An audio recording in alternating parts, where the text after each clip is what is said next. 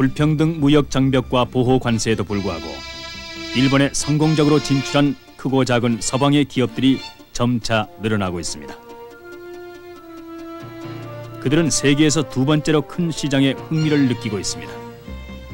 자원이 풍부한 기업들에게는 일본 시장의 두터운 장벽을 뚫고 들어가는 데 있어서 그에 응당한 충분한 보상이 뒤따릅니다.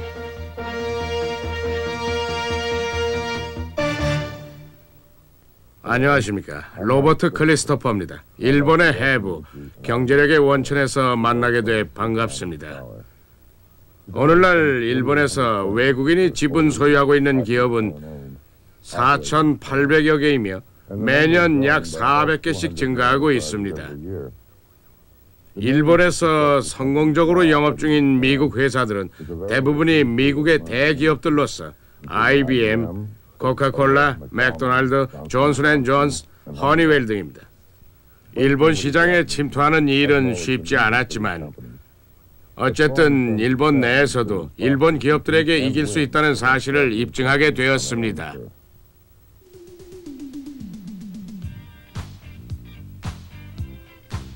동경에서 개최된 이 호화로운 패션쇼의 주최 측인 웰라 코스메틱스는 독일 회사로서 세계 최대의 헤어케어 제품 회사입니다. 웰라는 일본에 있었던 기존의 헤어케어 제품과는 달리 고급 시장을 겨냥하여 일본 내에 독특한 시장을 형성했습니다. 처음에는 여러 가지 문제가 있었으나 웰라는 침투가 불가능하다고 생각돼 왔던 일본 화장품 시장을 차지한 것입니다. 웰라의 사무실은 동경 중앙에 위치하고 있으며 이는 1969년도 일본 시장에 진출하여 6명만으로 시작했던 때에 비하면 많이 발전한 것입니다. 웰라 재팬은 현재 800명의 종업원을 거느리고 연간 2억 불의 실적으로 일본 헤어케어 시장의 선두를 달리고 있습니다. 일본의 웰라를 성공적으로 이끈 핵심적인 경영자는 일본에서 10년간 산 다에테 슈나이 빈트로서 그의 지휘하에 특이한 마케팅 방법을 사용하여 일본에 30만 개에 달하는 미장원에 자사 제품을 직접 공급하면서 이 방법으로 영업망을 늘려 매출을 높였습니다. 웰라는 미용사에게 자사 제품을 사용하게 하면서 손님들에게 판매토록 유도했습니다. 일본어에 능숙한 슈나이 빈트 씨는 오늘도 대리점 및 미장원 관계자와 약속이 있습니다.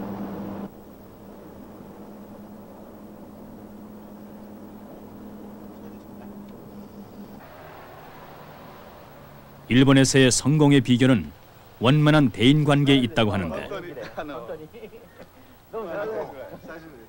슈나이 빈트 씨는 그동안 약 3만 장에 달하는 일본인 명함을 받았고 결혼식도 76번이나 참석했다고 합니다.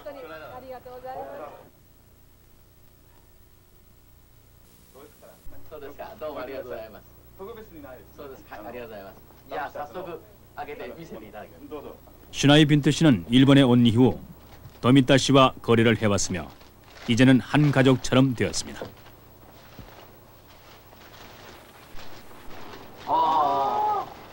本当の古いものですね。3発の皿ね。そうです。なるほど。 초기에 시작할 때는 작은 회사였어. 제가 직접 가게들을 찾아다녔습니다.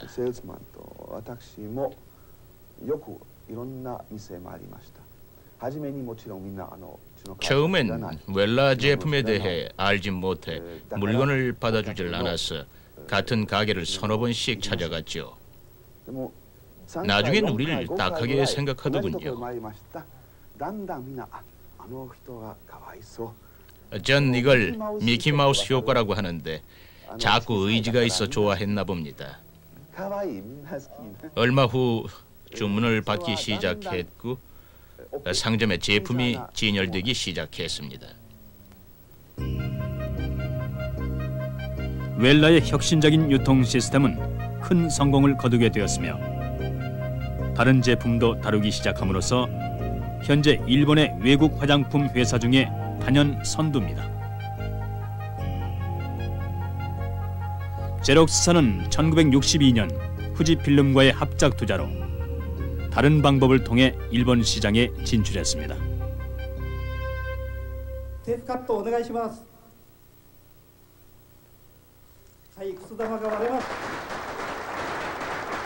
후지는 복사기 산업에 뛰어들기를 희망하여 제록스사로부터 이와 관련된 기술을 얻고자 해서 50대 50 합작 사업에 동의했습니다.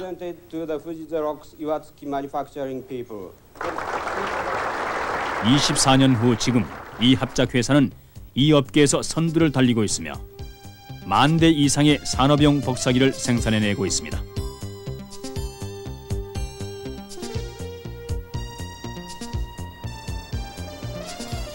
후지 제록스에는 12,000명이 일하며 연간 매출액은 10억 불 이상이 됐고 80년대 초엔 이익금이 연 13%씩 증가했습니다.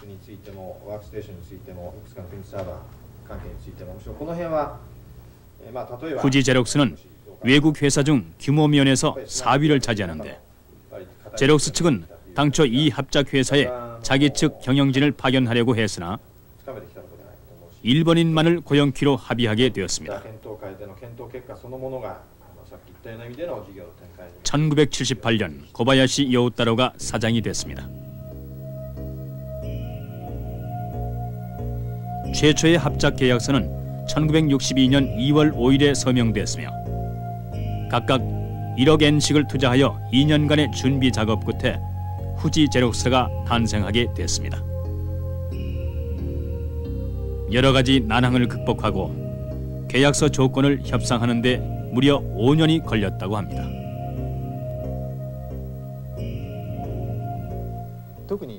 그 당시 제록스의 기술인 복사는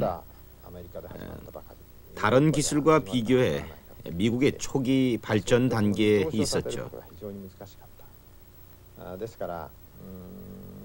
유럽 쪽에도 알려지지 않아 미래 시장 상황을 예측하기가 어려웠습니다.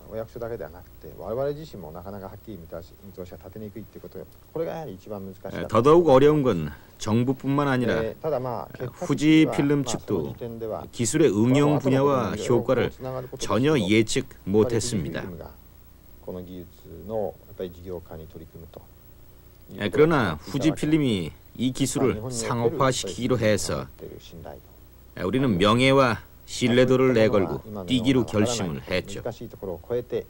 이러한 굳은 결심이 난항을 극복할 수 있었던 것 같습니다. 외국 회사가 일본에 상륙한 것에 대해 많은 일본인들은 1853년 일본의 무역 거래를 재개하게 했던 페리 선장의 블랙쉽 도착과 유사하다고 했으며 중화학 분야와 같이 국내 산업이 직접적으로 혜택을 받을 수 있는 분야에만 허용했고 1964년까지는 외국 투자 회사들이 수익금을 일본 밖으로 유출할 수 없게 돼 있었습니다. 1948년에서 49년경 외국 투자위원회는 일본에 투자를 희망하는 외국 기업의 신청서를 각 건별로 검토했습니다. 주요 과제는 일본의 효과적이고 빠른 산업화였는데 시장이 완전히 열렸던 것은 아니므로 외국 기업들이 일종의 장벽으로 생각했던 것 같았습니다.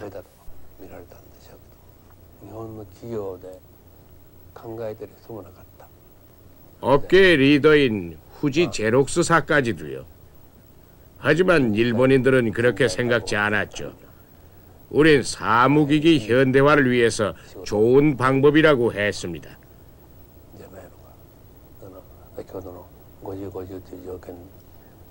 제록스 측은 50대 50의 투자를 제안했고 우리는 이러한 제안을 기꺼이 받아들였습니다.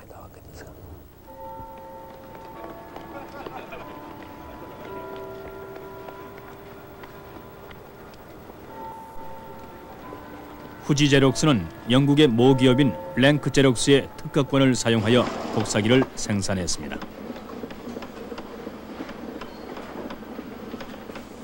서방 기술과 일본 노동, 일본식 경영 방식을 이용, 일본 시장에서 복사 혁명을 일으켜서 결국 일본 시장을 석권하게 됐습니다. 그러나 1970년 일본 내에서의 특허권이 소멸됨에 따라서 새로운 일본 복사기 회사들과 경쟁하게 됐습니다.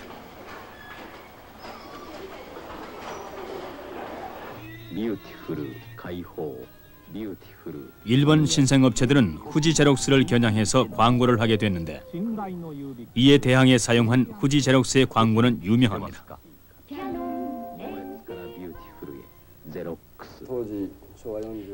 1970년이나 1971년쯤이었죠.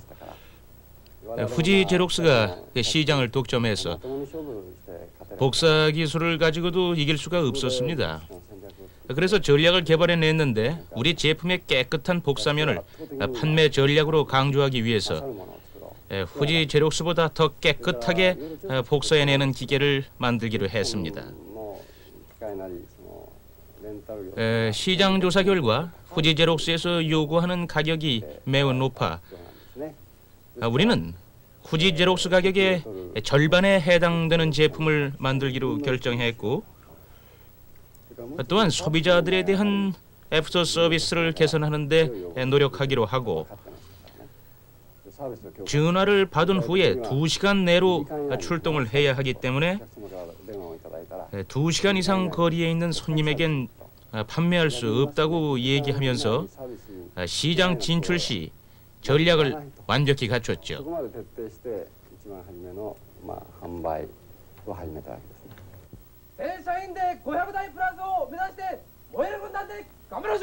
결국 후지 제록스의 점유율은 반으로 줄어 후지 제록스는 미국이나 영국 내 본사에서도 시도해보지 않았던 새 판매 전략을 세우기로 결정했습니다. 드디어 일본 전역에 걸쳐 판매 회사가 설립되어 소비자들은 이 판매 회사를 통해 복사기를 빌릴 수도 있고 구매할 수도 있게 됐습니다. 판매원은 관심을 끌기 위해 집집마다 직접 방문을 했으며 소규모 회사들에게도 찾아가 제품의 품질과 경제성에 대해 설명했습니다. 今の機械ですと随時スイッチを入れてなければいうところでタイムリーにきれいなコピーをイライラしないでっていう形でできますので。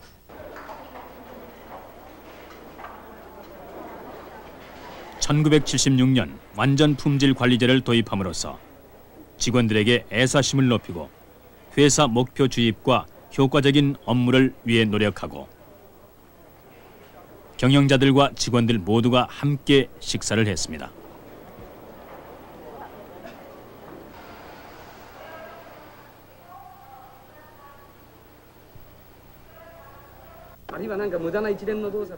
불필요한 이동을 줄이고자 하는데 이와 같이 사소한 것까지도 개선을 하기 위해 모두가 노력하고 있으며 제안과 아이디어는 우리 모두에게서 나오죠.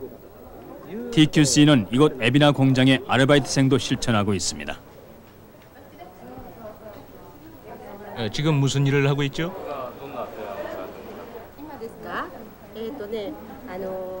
업무를 빨리 수행할 수 있는 방안에 대해서 논의하고 있는 중입니다. 이건 뭡니까? 이것은 제 제안 기록부인데 나중을 위해 모아둔 것이죠.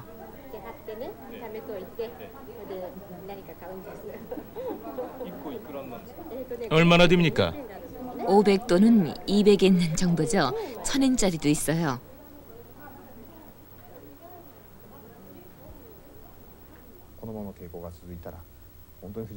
최하급 직원들을 포함한 전 임직원들에게 회사의 위기 상황을 인식시켜 주었는데 그때가 1975년이었죠.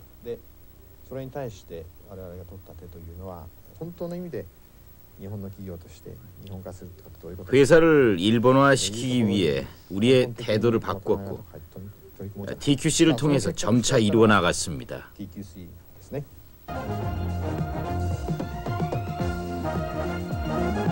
이로 인해 1980년 후지제록스는 품질 관리를 통해 산업 발전을 이룩한 기업에게 수여하는 데밍상을 받았습니다.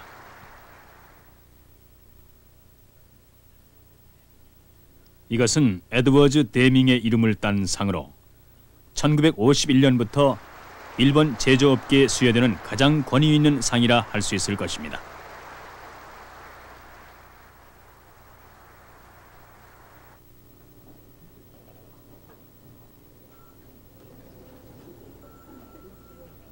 지난 24년간 후지제록스는 일본 경영 방식을 채택해왔으며 그중에 특히 평생 고용제도, 완전 품질 관리 등을 중요시해왔고 고위층은 일본인들로 구성되어 있습니다.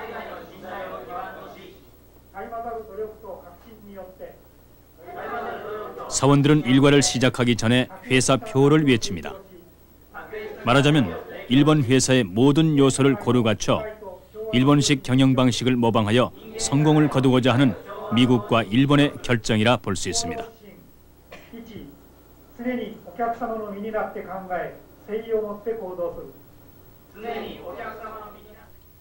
세계 최대일 필요는 없지만 일본에게 없는 걸 갖고 있어야 합니다.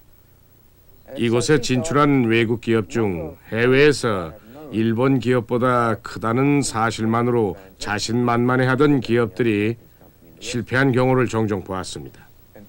세계 최대 면도기 회사가 일본에서도 최대가 될 것이라고 할지 모르지만 무엇인가 달라져야 합니다.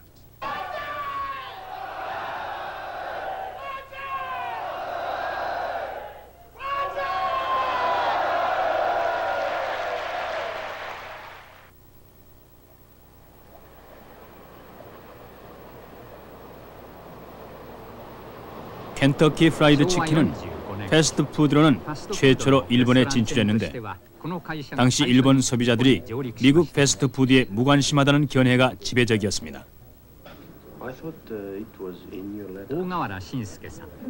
일본 켄터키 프라이드 치킨 사장인 오아가라 신스케 씨는 로이 웨스톤을 도와 1970년 이 회사를 설립하여 10명으로 시작해서 현재 일본 전역에 걸쳐 600개의 식당을 운영하고 있습니다.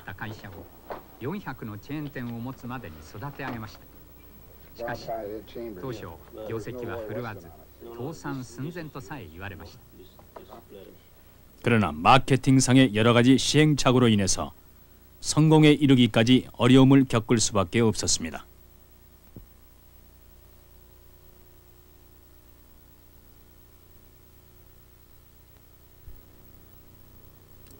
불행히도 미국에 있는 식당과 동일하게 만들려는 실수를 많이 저질렀습니다.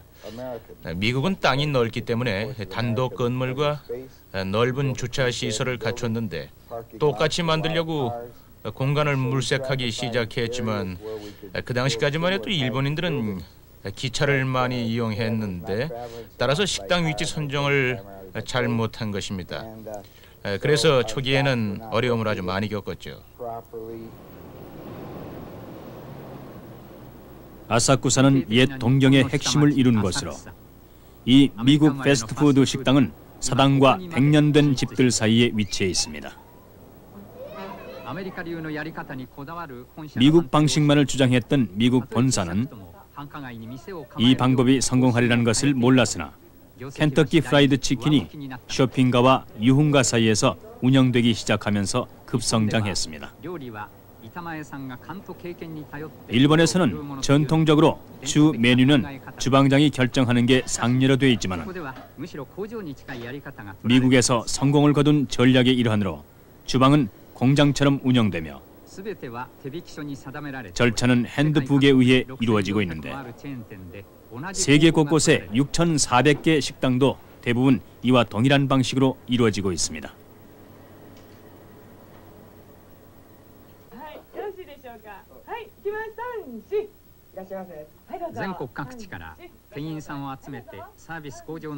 일본의 켄터키 프라이드 치킨 정업원들은 서비스 개선을 위한 세미나에 참석하며 이들 그룹은 미국 본사에서 개발된 미소 띄우기 방식을 연습하고 있습니다. 로이 웨스턴은 이 같은 일본식 교육 방법을 일본에 도착하자마자 채택했습니다.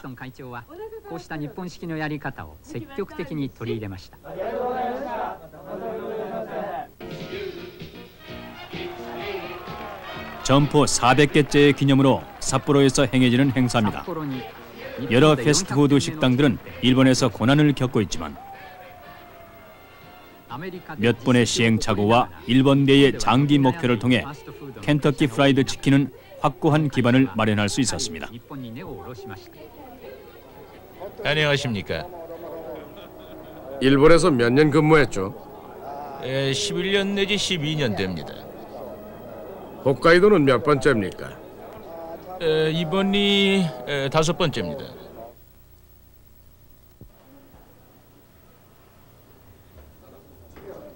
웨스턴 씨는 12년간 일본 켄터키 프라이드 치킨에서 근무하다가 다시 미국으로 돌아갔습니다.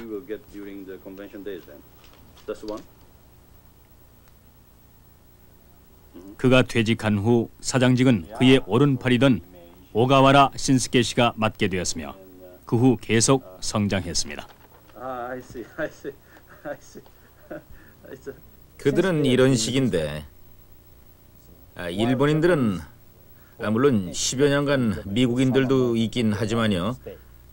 이렇게 러닝 커브가 올라가서 여기까지 올라가 같은 실수를 하지 않지만 다른 회사들은 이런 식으로 실수를 반복하게 되죠. 우리 회사의 경영 방식은 100% 일본 방식을 사용함으로써 따라서 우리 방침은 일본 정신과 미국 기술의 최선의 결합이죠.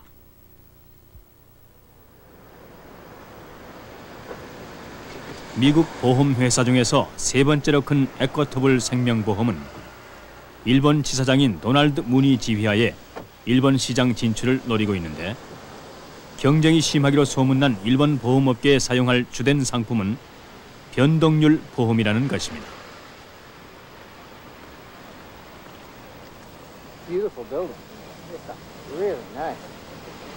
일본의 총 생명보험 계약 액수는 3조 7,500억 달러로 미국에 이어서 2위를 차지하고 있으며 외국 업체들은 이 시장에 많은 관심을 두고 있습니다.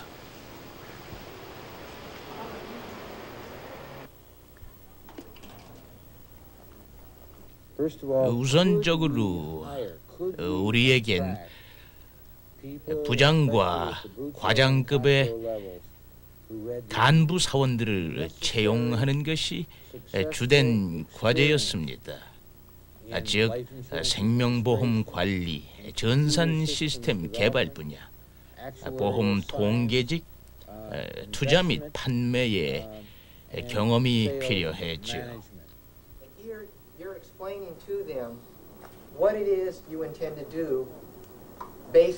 변동률 보험의 수익률은 이자율에 따라 달라지며 회사의 투자 대상 품목 선정에 의해 좌우되므로 정업원들의 투자 결정은 중요시됩니다.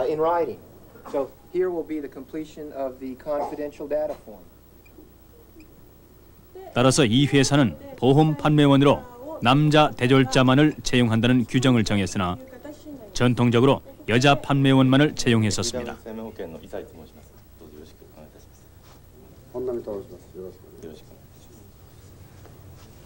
50개 보직을 위해 다양한 경험을 가진 1,000명의 신청서가 접수됐는데 호기심과 회사 성장 가능성을 보고 제출하게 된 것입니다. 신입사원들은 에쿼터블이 미국 판매 방식을 채택하므로 미국 마케팅 방식을 단계별로 교육받게 됩니다.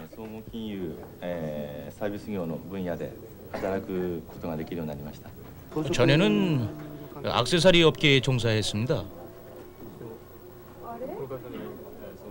여기 온 이유는 뭐죠? 외국 기업이라서 흥미 있을 것 같았습니다. 간단한 이유죠. 일본 기업과 달리 차별 대우가 없고 각자 생각을 중시하고 다른 외국 기업과도 다릅니다. 아주 좋은 상품 같습니다.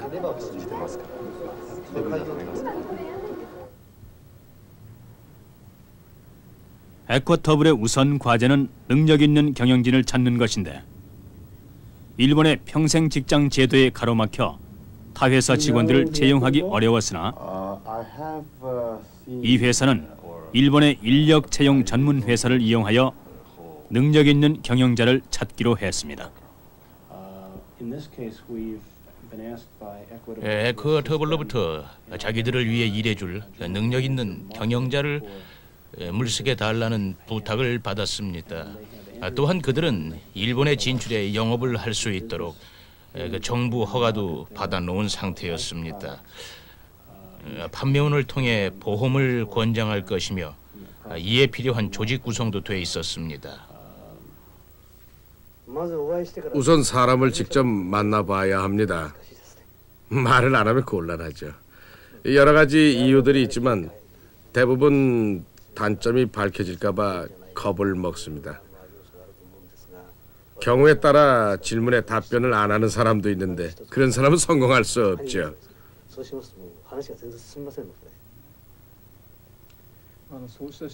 그럼 무슨 조건을 원하는 겁니까?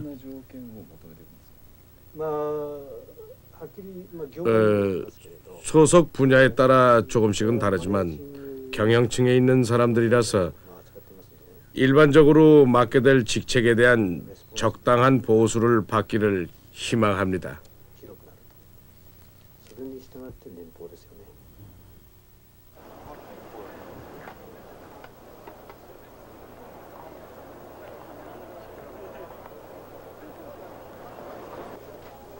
오늘은 보험 면허 시험 마지막 날로서 이 시험 합격자만이 변동률 보험을 판매할 수 있습니다.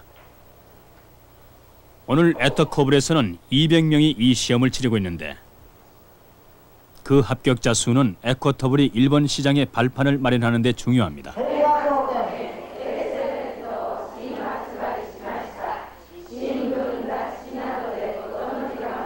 한때 외국 업체와 경쟁을 의식하지 않았던 일본 보험 회사들은 외국 업체의 진출로 인해 새 전략을 모색하게 됐습니다.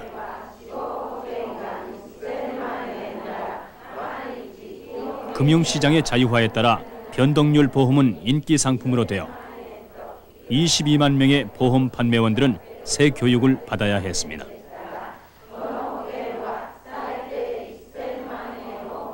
보험 면허 시험에도 합격해야 하며 니혼 세메이에서 열리고 있는 재팬 라이프 세미나가 일본 곳곳에서 열리고 있습니다.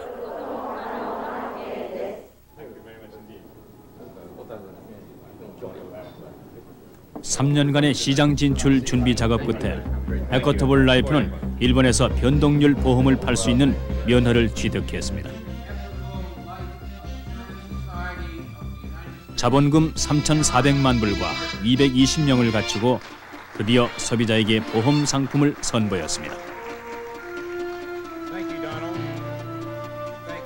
그러나 과거 외국 회사들 경우처럼 많은 고난을 겪게 될 것이고 인내심과 풍부한 자원 그리고 혁신을 필요로 하겠지만 그 전에 여러 회사가 입증해주듯이 고난은 충분히 극복 가능하며 그에 따른 보상은 클 것입니다.